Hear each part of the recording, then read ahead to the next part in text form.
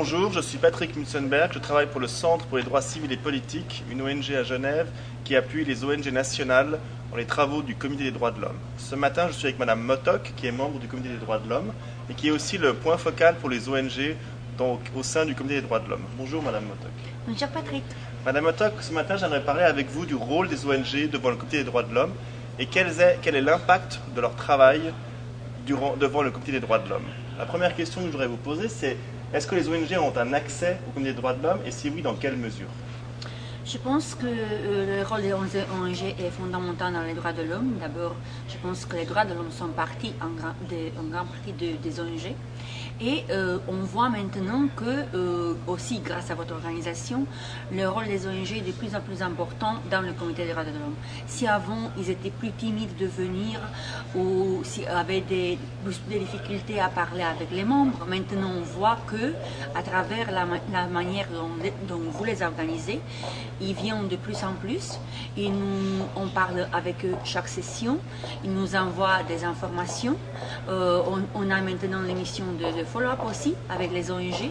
Donc on voit que vraiment d'un comité qui était un peu un tour d'ivoire, on s'est transformé dans un organe normal qui a cette relation, à mon avis, fondamentale, qui est la relation avec les ONG. Très bien. Merci Madame Motok.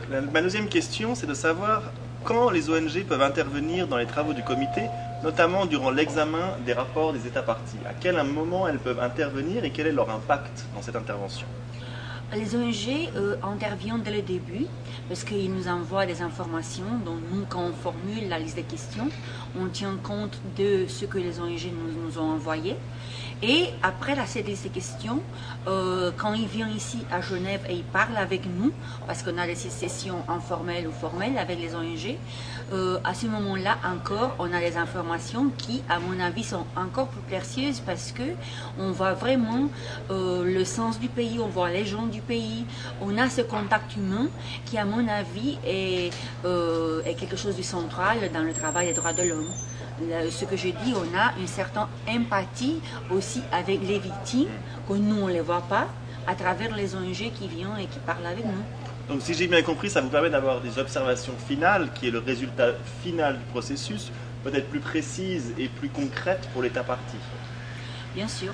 On a des observations finales qui sont plus concrètes et plus précises.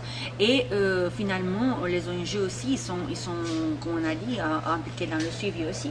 Parce qu'après, on a un type de suivi qui est immédiat parfois, parce qu'il y a des ONG avec lesquelles on établit un contact. Et moi, par exemple, j'avais des réactions immédiates par email de la part des ONG qui m'ont dit, voilà, je considère que cette partie du rapport, c'était bon, je considère que c'était moins bon.